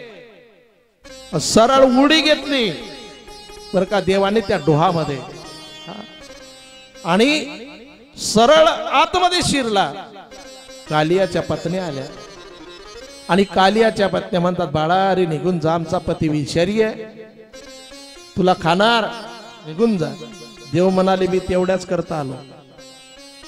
जेव्हा कालिया जागत झाला, दोघांचं युद्ध सुरुवात झालं, तर त्याच्या फणावरती नाच केला बरं का देवाने, त्याचं विष काढायला सुरुवात केली, बेदम बेदम केलं त्याला कालियाला त्या ठिकाणी। एक वेळ तर कालियाने भगवान परमात्म्याला मिठी मारली, आळ्या मारल्या सर्व, पण देवाने आपला देह मोठा करायला सुरुवात केली। नंतर त्याला असं वाटलं आपल्या देहाचे तुकडे होणार, त्याने सोडून दिलं आणि देवाने त्याच्या पणीवरती नाचले देव। तता थैया कालिया के फन पर नाचत कन्हैया, आणि कन्हैया त्याच्या फणावरती नाचल्यानंतर तो शरण आला की देवा मी ओळखलं तुम्हाला, मी शरण आलो तुम्हाला, मला जीवदान द्या। देवाने सांगितलं, इथं थांबू नको, इथून निघून जा। म्हणे, देवा तुमचं वाहन मला कुठेही खाणार, कुठेही खाणार, गरुड। मग इथं का नाही येणार, सर्व ठिकाणी खाणार ना, मग इथं येऊन लपलास ना, मग इथं का लपला, त्याचं कारण काय? त्यावेळेला सांगायला सुरुवात केली परीक्षित राजाला शुकदेवांनी, अरे त्या डोहामध्ये गरुड येऊ शकत नाही कालियाला मारायला, त्याचं कारण आहे गरुडाला शाप आहे। सोबरी नावाचे ऋषी त्या डोहामध्ये मासे पालन करतात, लेकरासारखा जीव लावतात, त्यांना खाद्य टाकतात, जीव लावतात, आणि एक वेळ डोहातील मासा त्या गरुडाने नेला आणि त्या गरुडाला शाप दिला मग सबरी ऋषींनी की परत जर या डोहाच्या किनारी येशील या डोहाच्या आसपासही येशील तुझा मृत्यू होणार. म्हणून कालियाने सांगितलं या डोहामध्ये राहण्याचं कारण आहे, कारण गरुडाला शाप आहे सबरी ऋषींचा, तो आसपास सुद्धा येऊ शकत नाही. म्हणून मी या ठिकाणी आपलं वास्तव्य केलं परिवारासहित, इथं येऊन लपून बसलो, कारण इथं गरुड येऊ शकत नाही. देवाने सांगितलं आता इथून निघून जा, माझे चरण तुझ्या मस्तकावरती उमटलेले आहे, तो गरुड काही तुला करणार नाही. देवाचे चरण ज्याच्या मस्तकावरती उमटलेले असतात, काळरूपी गरुड त्याला काही करत नाही. म्हणून ते चरण उमटले पाहिजे, ते चरण म्हणजे नाम बरं का. हो, मग त्यावेळेला काळ काही करत नाही. परमाना पाहून गेलो आपण एक दिवस कथेमध्ये, काळाची चिंता बिलकुल नाही. हा, देवाचे चरण ज्याच्या मस्तकावरती आहे असा तो कालिया त्या ठिकाणी निघून गेल्यानंतर कालिंदीची डोई कालियाची वस्ती, कालियाची कालिंदीची डोई कालियाची वस्ती, कालिंदीची डोई कालियाची वस्ती, कालिंदीची डोई कालियाची वस्ती. ऐका परीक्षिती चरित्र ये, ऐका परीक्षिती चरित्र ये, कालियाची वस्ती डोई कालियाची वस्ती, कालिंदीची डोई कालियाची वस्ती, कालिंदीची डोई कालियाची वस्ती, कालिंदीची डोई कालियाची वस्ती. आणि कालिंदीचे डोही, कालिंदी म्हणजे यमुना, कालियाची वस्ती ऐक परीक्षिती चरित्र हे. नामदेवरायांनी खूप सुंदर वर्णन केलं. तुझ्या मस्तकी असती चरण न बक्षेची जाण पक्षीराज, न बक्षीच जाण पक्षीराज. आणि त्याच्यानंतर परीक्षित राजाला शुकदेव सांगतात, प्रलंबा नावाचा दैत्य पाठवला कंसाने मारायला, आणि त्या प्रलंबासुराचा सुद्धा देवाने वध केला. दुष्ट दुराचारी गोपाळांचा वेश धरी, गोपाळांच्या रूपात आला आता तो खेळायला. त्याला वाटलं कृष्ण एकांतात पाहिल्यानंतर त्याचा वध करायचा, आपण गोपाळांच्या रूपात आला, खेळायला आला त्यांच्यामध्ये. पण देवाने त्याला ओळखलं. दैत्यवाडी केला, दैत्यवाडी केला, रामी प्रलंब मारिला. बलराम दादाने एका बुक्कीमध्ये त्याचा वध केला. दैत्य ओळखीला, रामी प्रलंब मारिला. आणि असे बरेचसे दैत्य मारल्यानंतर गोपिका भगवान परमात्म्याच्या प्राप्तीसाठी कात्यायनी मातेचं व्रत करतात. वाळूची मूर्ती बनवतात देवी मातेची, वाळूची, आणि वाळूची मूर्ती बनवतात त्या आई भगवतीची आणि व्रत करतात. पण त्यांची व्रत करण्याची पद्धत चुकली. व्यसरावस्थेमध्ये त्या स्नान करायला जायच्या गोपिका. देवाने सांगितलं तुम्ही असं स्नान करू नका, माझी प्राप्ती तुम्हाला होणार नाही, वरून देव रुष्ट होतील. गोपिका म्हणाल्या, वा रे वा, आम्हाला सांगायला चालला, आतापर्यंत आमच्या घरात चोऱ्या केल्या तू, चुरा चुरा कर माखन. म्हणतात ना, खरं बोलणारा देव बी असला तर लोकायला चालत, असा विषय तर नाही की नाही. एखादं म्हातार घरच्यांना लय समजून सांगतं, पण घरचे ऐकतात का? उलट त्या घर म्हाताऱ्याला म्हणतात ते गप्प बसा, आता तुम्हाला काही कळत नाही, म्हणजे घ्या. हा, आणि देवाला सुद्धा आतापर्यंत चोऱ्या केला तू, आम्हाला शिकवायला नाही गेलास. देवाला वाटलं असं जमणार नाही. गोपिका स्नान करायला गेल्यानंतर भगवान परमात्म्याने त्यांचे सर्व वस्त्र घेतले आणि कळंबावरती चढला आणि प्रत्येक डांगीला वस्त्र बांधून टाकले वेगळ्या वेगळ्या रंगाचे. आणि गोपिका स्नान करत होत्या. आणि नंतर त्यांच्या कानावरती वेणूचा नांद पडला. गोपिका स्नान करतात, वेणूचा ध्वनी कानावरती पडल्यानंतर अगं या ठिकाणी वेणूचा ध्वनी जर ऐकू येत असेल म्हणजे कृष्ण या ठिकाणी आहे, सावध व्हायला पाहिजे. एक म्हणे कसलं सावध व्हायचं, किनारवरती आपलं एकही वस्त्र नाही. तिसरी म्हणे त्याच्याशिवाय नेलेच नाही कोणी. चौथी म्हणते ते कळंबावरती बांधलेले आहेत. सर्वांनी विनंती केली कृष्णाची की आमचे वस्त्र देऊन टाक, आमचे वस्त्र देऊन टाक कृष्णा. मराठी सिनेमामध्ये एक गीत सुंदर आहे या प्रसंगाला. नको न्याल सुंदर नितळ काय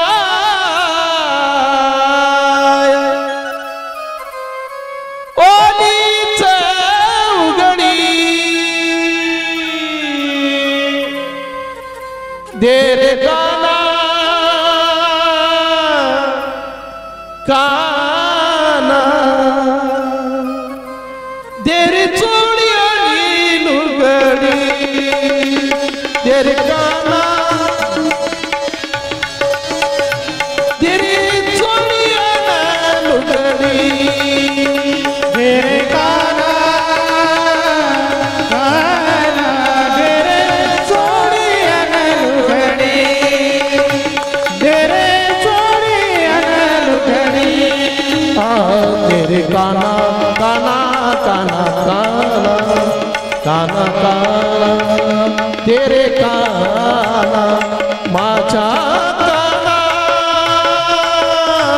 काना काना काना तेरी चोळी आणि लुगडी तेरी चोळी आणि लुगडी तेरी चोळी आणि लुगडी दे रे चोळी आणि लुगडी दे रे चोळी आणि लुगडी दे रे चोळी आणि लुगडी.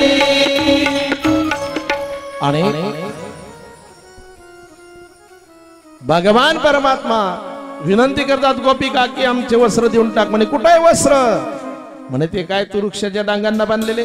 अहो म्हणे ते वृक्ष नाही, आपल्या वस्त्र नाही, तुमचे वस्त्र नाही ते बांधलेले, या वृक्षाला आलेले फुलं आहेत फुलं.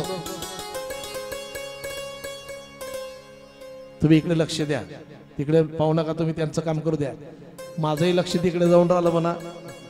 हे नाही तंत्र हा मला आता करपडाचं काम आहे ते, म्हणून तुम्ही पाहू नका. हा आणि या डांगांना आलेली फुलं आहेत. एक गोपी म्हणते कृष्ण आमचे वस्त्र देऊन टाक.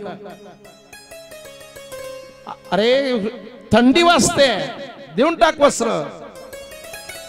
कालिंदीची तिरी वस्त्र ठेविताती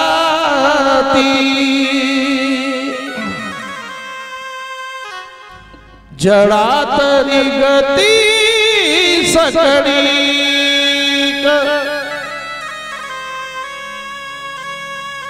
वृक्ष वस्त्र घेवनिया सडी वृक्षावरी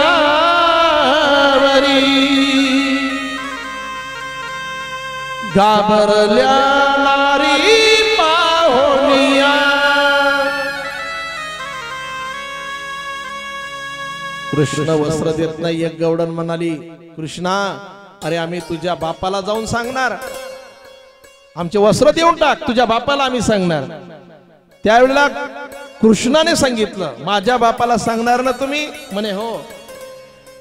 वस्त्र देई आता आमुचे मुकुंदा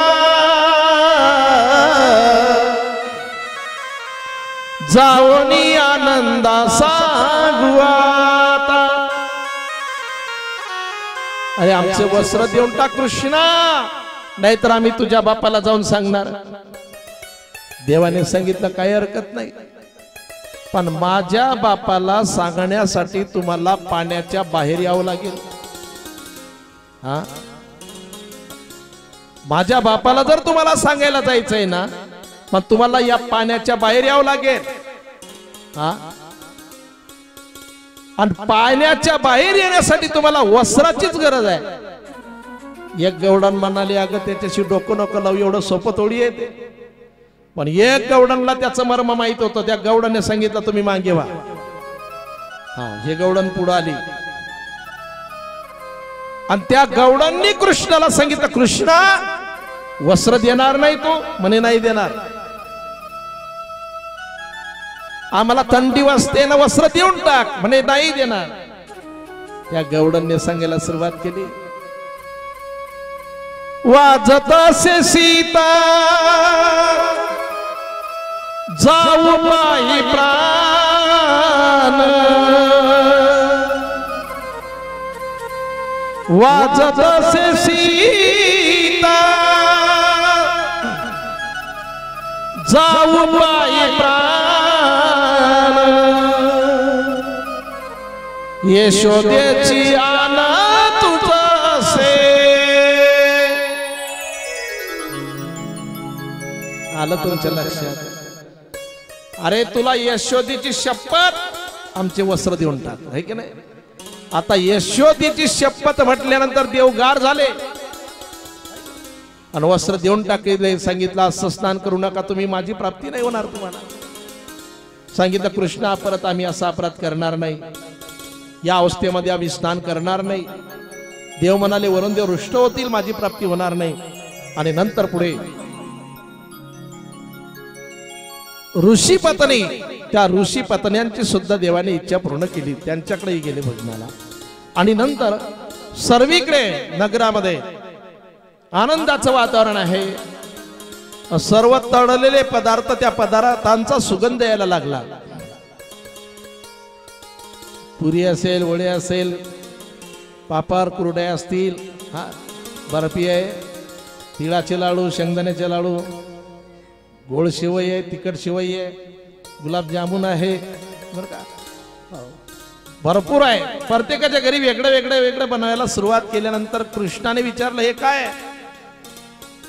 अरे म्हणे गोवर्धन पर्वताचं पूजन आपल्याला करायचं आहे. असं म्हटलं का? नाही, इंद्राचं पूजन करायचं आहे.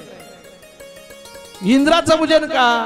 त्याचं कारण आहे, इंद्रामुळे पाऊस पडतो. इंद्रामुळे पाऊस पडतो म्हणून त्याचं आपल्याला काय करायचं? पूजन करायचं, त्याला भोग द्यायचा, आज त्याचा अभिषेक करायचा. देवाने सांगितलं त्याच्यामुळे नाही पाऊस पडत, पाऊस पडतो तो गोवर्धन पर्वतामुळे, जंगलामुळे पाऊस पडतो, पाऊस वृक्षामुळे पडतो. म्हणून तुकोबाराय म्हणतात वृक्ष वल्ली आम्हा. श्रीकृष्णांनी सुद्धा इथं सांगितलं की तुम्ही पर्वतांचं पूजन करा, वृक्षांचं पूजन करा, वृक्षांना तोडू नका. लोक लावत तर नाही, पण तोडल्याशिवाय राहत नाही. वृक्ष लावले गेले पाहिजे, ज्याच्या अंगणामध्ये चांगली माती असेल तर. एका कीर्तनात मी असं सांगितलं, म्हणलं बा वृक्ष लावलं की सरकार बक्षीस देतो, वृक्ष लावत जा. प्रत्येक कीर्तनात सांगायचं की वृक्ष लावत जा, तुमचा सत्कार होईल, बक्षीस भेटील, वृक्ष लावत जा. दुसऱ्या वर्षी त्या गावात कीर्तनाला गेलो ना, एक जण उभं राहिलं, म्हणे महाराज तुमचं ऐकलं, मी वृक्ष लावले तर 6 महिने जेलात गेलो. म्हणलं माझं ऐकलं तर म्हणे हो तुमचं ऐकलं, वृक्ष लावा, तर मी लावले तर 6 महिन्यात जेलात गेलो. म्हणलं वृक्ष कोणते लावले? म्हणे गांजाचे. वृक्ष संतांनी सांगितलं बरं का, वृक्ष लावा त्याच्यामुळे पाऊस पडतो. वृक्ष वल्ली आम्हा. देवाने या ठिकाणी सांगितलं की पर्वत म्हणजे जंगलच ना. कशामुळे बदल झाला एवढा? पावसाळ्यात पाऊस नको त्यावेळेला येतो. आता तर मला हेच कळत नाही की उन्हाळा केव्हा राहतो आणि पावसाळा केव्हा राहतो, सारखेच दिवस झाले ना. याला कारण काय? याला कारण आपणच आहे. हिवाळ्यामध्ये गरम होतं, उन्हाळ्यामध्ये आहे की नाही हे बदल कशामुळे झालं? चला, मला काही एवढं सांगता येणार नाही, तुम्हाला जास्त माहिती आहे. देवाने सांगितलं गोवर्धन पर्वताचं पूजन करा, त्याच्यामुळे पाऊस पडतो. मग अभिषेक करायला सुरुवात केली, मोठमोठे रांजण भरून आणि जल आणायला सुरुवात केली यमुनेचं. पण दमले गोपाळ.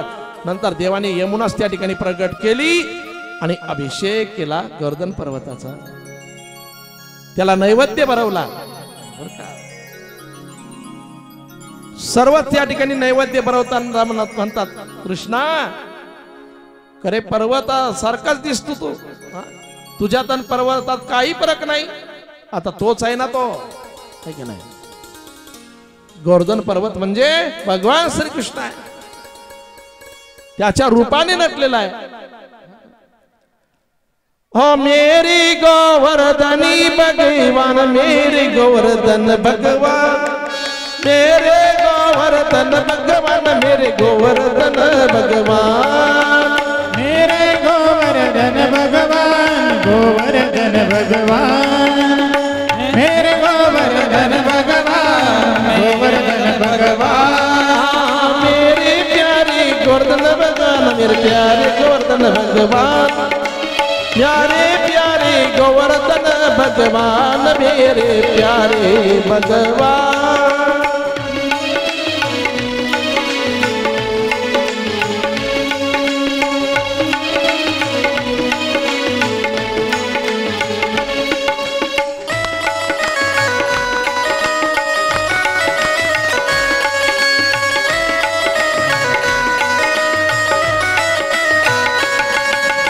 आणि नैवेद्य भरवायला सुरुवात केली.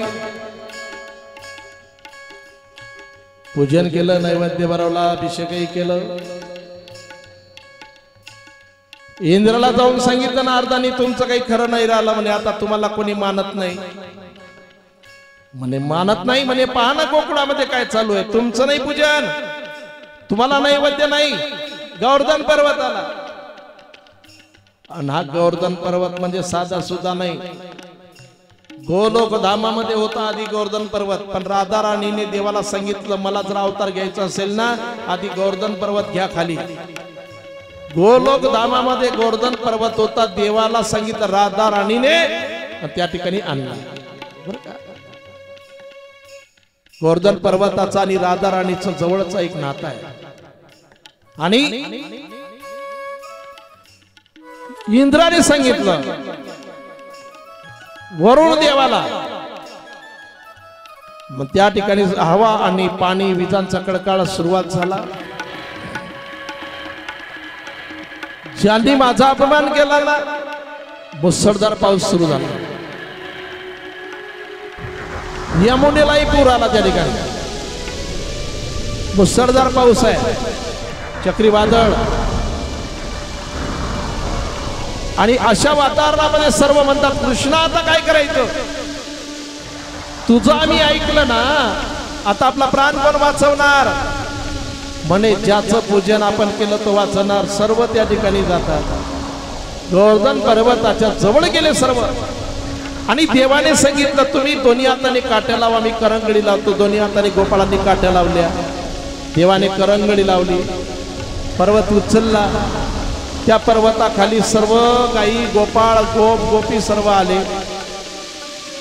रोजचा व्यवहार जसा स्वयंपाक करणे वगैरे, गाई चरणे, सर्व व्यवहार चालू आहे. 7 दिवस पाऊस पडला. 7 दिवस मोठमोठ्या दगडाचे दगड त्या ठिकाणी गारा पडल्या. सारखा पाऊस मुसळधार 7 दिवस. आणि काही गोपाळ म्हणतात कृष्णा जिथं पावती तर तुझी हुशारीच आहे. आम्हाला दोन्ही हाताने काट्या लावायचं सांगितलं, तू मात्र करंगडी लावली. अरे दही दूध चोरून खाऊ घातलं ते आमच्याच घरचं, तुझ्या घर दाखवलं नाही. आम्हाला बाकीच्या गायी सांभाळायला सांगितलं, तू फक्त एक सांभाळायचा. खेळ खेळताना तुझ्यावर कधी डाव आलाच नाही. आणि इथंही तुझी हुशारी आहे. आम्हाला सांगितलं दोन्ही हाताने काट्या धरा, आणि तुम्ही फक्त करंगडी लावली म्हणे. माझ्या करंगडीची गरज नसेल तर मी काढून घेतो. करंगडी ढिली केली तर पर्वत अंगावर पडायला लागला. म्हणे कृष्णा राहू दे, आपण संसार रूपी गोवर्धन पर्वत किती उचलेल असेल, पण देवाची कृपा रूपी करंगडी पाहिजे. देवाची करंगडी म्हणजे देवाची कृपा आहे की नाही. संसारा गोवर्धन एक प्रकारे रूपक केलं या ठिकाणी, पण देवाने का ते कृपा रूपी करंगडी थोडी ढिल्ली केली ना, पर्वत अंगावर कायवा पडेल काही सांगता येत नाही. गोपाळ म्हणाले, राहू दे कृष्णा, राहू दे तुझ्याशिवाय जमणार नाही. 7 दिवस पाऊस पडला, 7 दिवस. शेवटी इंद्राला पश्चाताप झाला की हा बाबा काही सामान्य दिसत नाही, आणि इंद्र शरण आला, शरण. आणि इंद्र शरण आल्यानंतर डोळ्यात अश्रू इंद्राच्या, दर्शन घेतलं भगवान परमात्म्याचं. मुसळाच्या दारा मेघ वर्षताती, मुसळाच्या दारा मेघ वर्षताती, मुसळाच्या दारा मेघ वर्षताती, मुसळाच्या दारा मेघ वर्षताती. गार पडताती शिळाईशा, गार पडताती शिळाईशा, गार पडताती शिळाईशा, गार पडताती शिळाईशा. मुसळाच्या धारा मेघ वर्षताती, मुसळाच्या धारा मेघ वर्षताती, मुसळाच्या धारा मेघ वर्षताती, मुसळाच्या धारा मेघ वर्षताती. आणि गारा पडताती शिळाईशा. नंतर इंद्र शरण आला, वाहत सैनेत्री इंद्राचे ते नीर, अपराधी थोर देवराय. क्षमा करी आता अच्युता अनंता, अगा कृष्ण नाता दीनबंधू. आणि इंद्रही शरणाला त्या ठिकाणी. गोवर्धन पर्वताचा पूजन, त्याला नैवेद्य गोकुळातील लोकांनी जो उत्सव साजरा केला तोच या ठिकाणी साजरा करण्यात आला. 56 प्रकारचा भोग सांगितला होता, यांनी भरपूर बनवलं. आणि धन्यवाद मेहनत घेणाऱ्यांना सर्वांना. तुम्हाला देवाच्या कार्यामध्ये जेही काही सेवा करेल ते वाया जात नाही, फल निश्चित आहे. म्हणून या 6 दिवसामध्ये ज्यांनी ज्यांनी जे सेवा केली असेल, भगवान परमात्म्याच्या यादीमध्ये प्रत्येकाचं नाव आहे. अन्नदान केलं त्याचंही नाव आहे, नाश्त्यावाल्यांचंही नाव आहे, चहा पाणी करणाऱ्यांचं नाव आहे, पट्ट्या झाडल्या असतील त्यांचं नाव आहे, पट्ट्या टाकल्या असतील त्यांचं नाव आहे, अतिथींची सेवा केली असेल, ग्लासभर पाणी कुणाला पाजलं असेल त्याचंही नाव त्याच्या यादीमध्ये आहे बरं का. आणि देणगी स्वरूपामध्ये सुद्धा ज्याची जशी परिस्थिती असेल त्या पद्धतीने आपण या ठिकाणी न मागता देणगी सुद्धा या ठिकाणी आणून देतात. भगवान परमात्म्याच्या यादीमध्ये तुमचं नाव आहे.